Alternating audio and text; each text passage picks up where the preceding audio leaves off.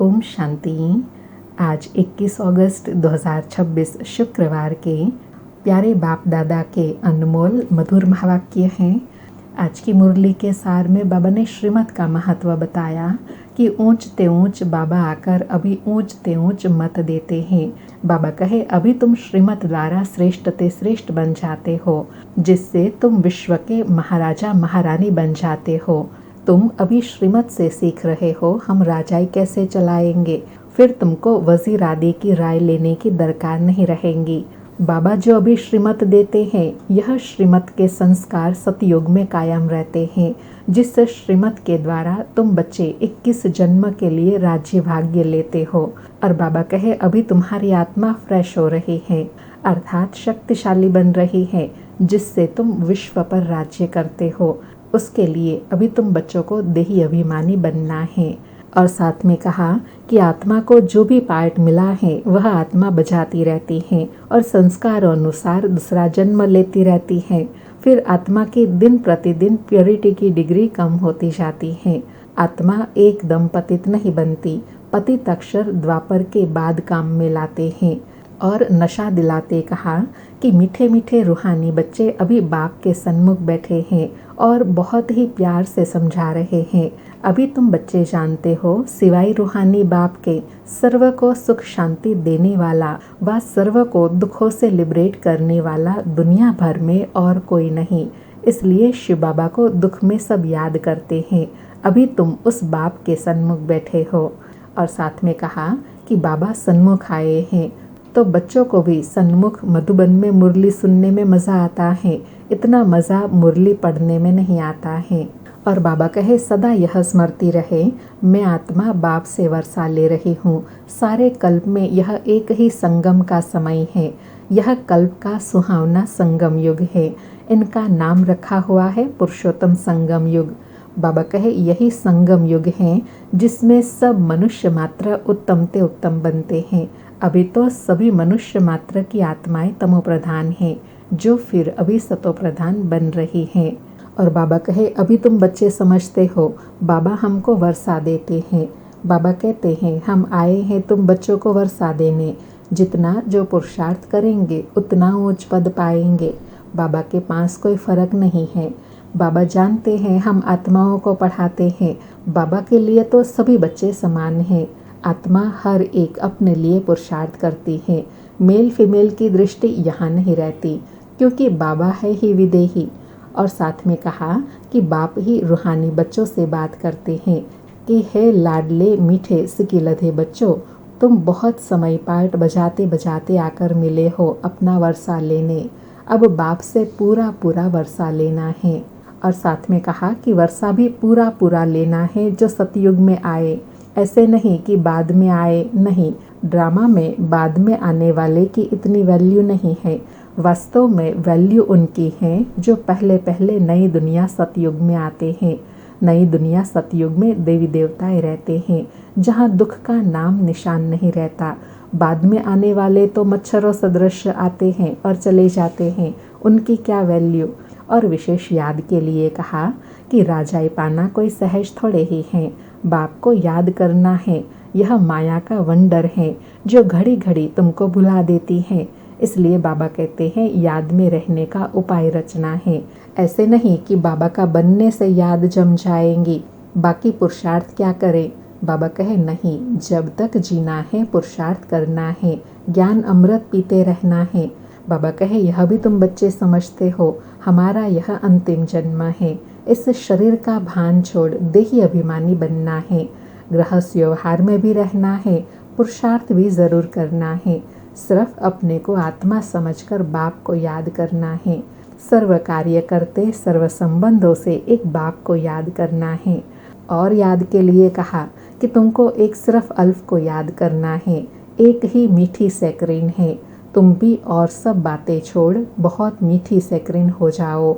जितना याद करेंगे तुम भी बाप समान मीठी सैकरीन बन जाएंगे। बाबा कहे अभी तुम्हारी आत्मा तमो प्रधान बनी है, उनको सतो प्रधान बनाने के लिए यह याद की यात्रा है।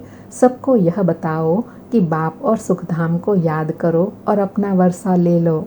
और याद के लिए गुह्य एग्जाम्पल देते कहा कि ऐसे नहीं कि आत्मा आग में पड़ने से पवित्र होंगी। आत्मा को याद रूपी योग अग्नि से पवित्र होना है। यह योग की अग्नि है। उन्होंने फिर नाटक बनाए हैं, सीता आग से पार हुई। तो बाबा कहे आग से कोई एक थोड़े ही पार होते हैं। तुम सब आत्मा सीताएं इस समय पतित हो, रावण के राज्य में हो। अब एक राम बाप की याद से तुमको पावन बनना है। बाबा कहे वास्तव में आत्मा परमात्मा से योग रखने से पावन होंगी। यही योग अग्नि है। फिर कहा कि बच्चों को ज्ञान रत्नों से अपनी झोली भरनी है। कोई भी प्रकार का ज्ञान में संशय नहीं आना चाहिए। देह अभिमान आने से अनेक प्रकार के प्रश्न उठते हैं। फिर बाबा जो धंधा बताते हैं वह करते नहीं हैं, दूसरों को परिचय देते नहीं। निश्चय बुद्धि हो, एक बाप को याद करना है, सबको बाप का परिचय देना है। और लास्ट में विशेष टाइटल देते हुए कहा कि तुम जैसे अब लाइट हाउस हो, ज्ञान से इस चक्र को जान गए हो कि यह सृष्टि चक्र कैसे फिरता है। अभी तुम बच्चों को और सबको रास्ता बताना है। तुम सब सेना हो, तुम पायलट हो, रास्ता बताने वाले। सबको बोलो अब शांति धाम सुख धाम को याद करो। इससे बाबा कहे तुम्हारी जो आत्मा में कट चढ़ी हुई है वह उतरती जाएंगी। बाबा कहते हैं भगवान उवाच मन मना भव, विनाश काले विपरीत बुद्धि विनश्यंती, विनाश काले परमात्मा के साथ प्रीत बुद्धि विजयंती। बाबा कहे जितना तुम्हारी अभी प्रीत होंगी उतना तुम ऊंच पद पाएंगे, तुम्हारी विजयी होंगी। सुनते हैं प्यारे बाप दादा के अनमोल मधुर महावाक्य। आज बाबा कहे मीठे बच्चे, बाप मीठे से मीठी सैक्रेन है, इसलिए अब सब बातें छोड़ उस बाप को याद करो तो मीठी सैक्रेन बन जाएंगे। आज मुरली से प्रश्न है, तुम बाप द्वारा श्रीमत लेकर अपने अंदर कौन से संस्कार भर रहे हो? उत्तर में बाबा कहे भविष्य में बिगर वजीर सारे विश्व पर राज्य करने के तुम यहाँ आए ही हो भविष्य राजधानी की श्रीमत लेने। बाप तुम्हें ऐसी श्रीमत दे देते हैं जो आधा कल्प तक कोई की राय लेने की दरकार नहीं। राय उन्हें लेनी पड़ती जिनकी बुद्धि कमजोर हो। बाबा कहे तो मैं तुमको ज्ञान और योग से इतना शक्तिशाली बना देता हूँ जो तुमको कोई राय बहादुर व वजीर रखने की दरकार नहीं रहती। आज मुरली में गीत बजा, तुम ही हो माता पिता, तुम ही हो बंधु सखा, तुम ही हो साथी, तुम ही सहारा, तुम ही मम देव देवा। सारी मुरली से धारणा के लिए सार है। पहला पॉइंट, ज्ञान रत्नों से अपनी झोली भरनी है। किसी भी प्रकार का संशय नहीं उठाना है। जितना हो सके बाप को याद करने का पुरुषार्थ कर पावन बनना है, बाकी प्रश्नों में नहीं जाना है। दूसरा पॉइंट, एक बाप से सच्ची प्रीत रख, बाप समान मीठा सैक्रेन बनना है। आज प्यारे बाबा का वरदान है, सदा ज्ञान सूर्य के सन्मुख रहने वाले अंतर्मुखी स्वमानधारी भव। सदा ज्ञान सूर्य के सन्मुख रहने वाले अंतर्मुखी स्वमानधारी भव। स्पष्टीकरण है, जैसे सूर्य के सामने देखने से सूर्य की किरणें अवश्य आती हैं, ऐसे जो बच्चे ज्ञान सूर्य बाप के सदा सन्मुख रहते हैं वो ज्ञान सूर्य के सर्व गुणों की किरणें स्वयं में अनुभव करते हैं। उनकी सूरत पर अंतर्मुखता की झलक और संगम युग के व भविष्य के सर्व स्वमान की फलक दिखाई देती है। इसके लिए सदा स्मृति रहे कि यह अंतिम घड़ी है। किसी भी घड़ी इस तन का विनाश हो सकता है, इसलिए सदा प्रीत बुद्धि बन ज्ञान सूर्य के सन्मुख रहे, अंतर्मुखता व स्वमान की अनुभूति में रहना है।